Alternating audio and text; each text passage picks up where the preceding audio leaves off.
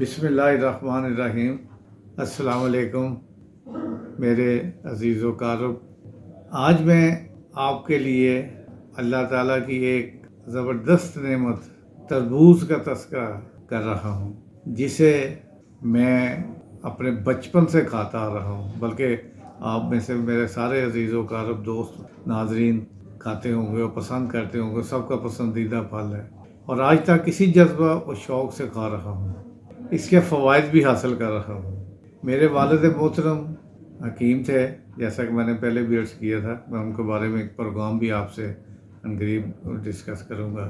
ہم منظور شہر میں رہتے تھے اور ہمارا گھر 5 منزلہ تھا۔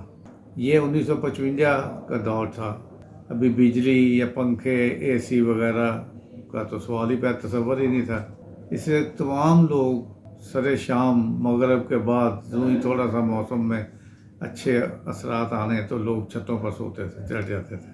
میرے ابو جی کا معمول تھا کہ ایک بڑے سائز کا تربوز روزانہ رات کو ایک بڑی تھالی میں چھت پر رکھ دیتے تھے، 5ویں منزل پر۔ تقریباً گھر کے تمام افراد 7-8 بجے سو جاتے تھے، کیونکہ شام کا کھانا شام 5-6 بجے کھا لیتے تھے اور اس کے بعد اور کوئی کام نہیں تھا، نہ ٹی وی تھا، نہ کوئی موبائل تھا، نہ کچھ تھا، اور صبح سویرے 5 بجے اٹھتے تھے اور تربوز کاٹ کر بڑے شوق سے مسالہ لگا کر کھاتے تھے، ہلکا سا نمک لگا کے۔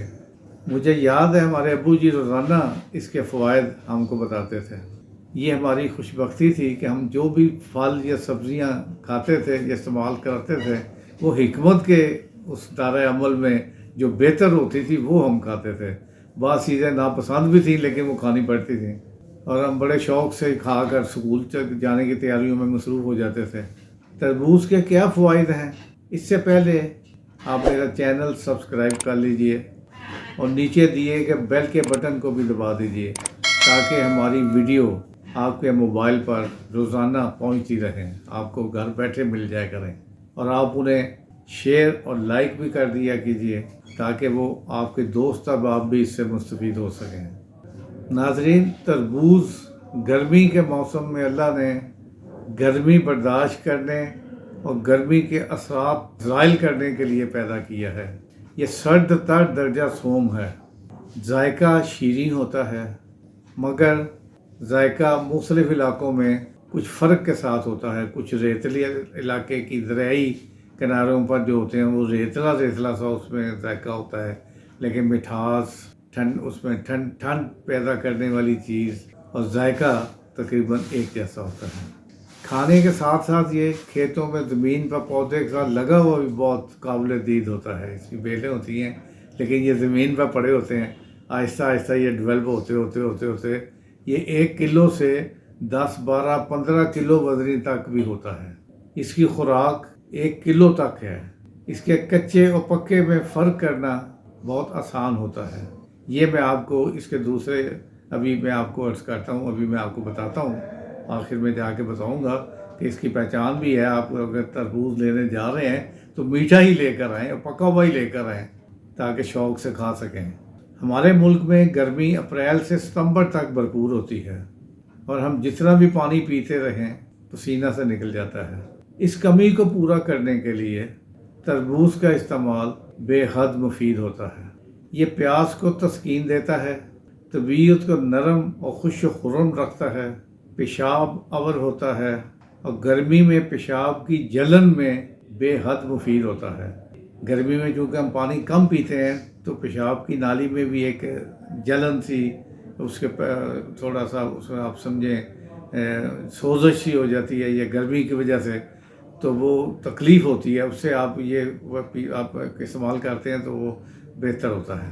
خون کو پتلا کرتا ہے، خارش میں مفید ہے، مردانہ قوت میں اضافہ کے شوقین اسے کم استعمال کریں ورنہ قوت بہت کمزور ہو جائے گی، یہ بات ذہن میں رکھیے۔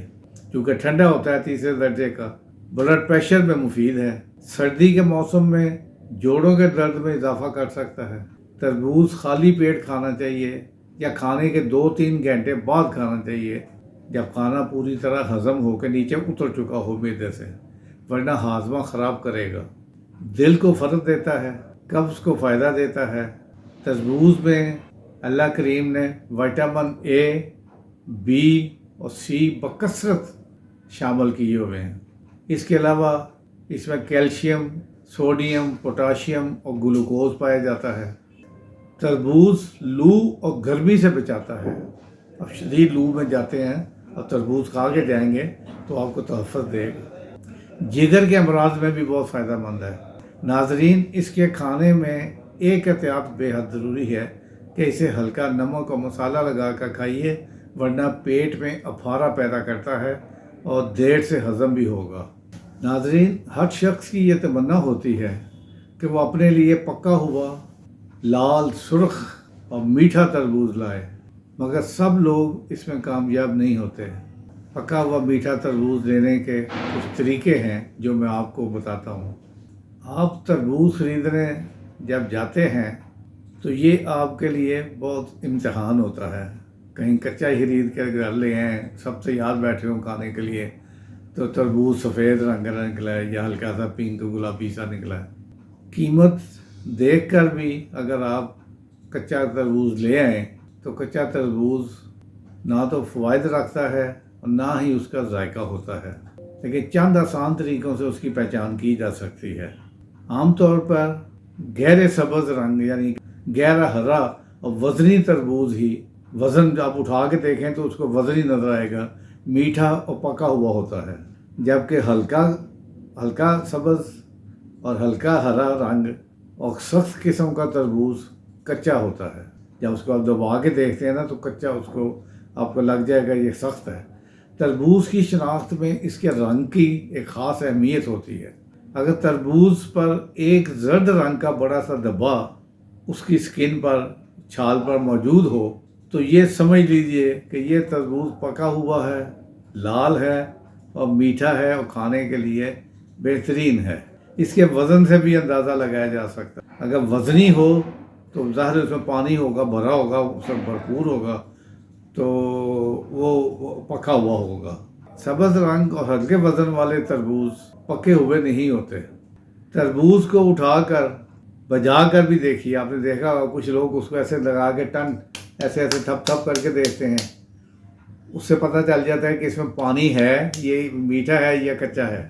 وہ اس کی آواز کی شناخت ہو جاتی ہے۔ اگر آپ آواز ایسی ہو جیسے تاروں سے چھیڑا گیا ہے تو اسے وزن کر کے لے آئیے، انشاءاللہ پکا ہوا اور میٹھا ہی ہوگا۔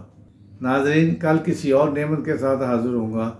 آج کی اچھی بات، میرے استاد محترم حضرت واصف علی واصف صاحب فرماتے ہیں، جس چیز کی ضرورت ہو اسے بانٹنے لگ جاؤ، پھر چاہے رزق ہو، سکون ہو، عزت یا محبت ہو، یقین جانیے وہ کئی گنا بڑھ کر واپس آپ کے پاس ضرور آئے گی۔ ہنستے واسطے رہیے۔ السلام علیکم، خدا حافظ۔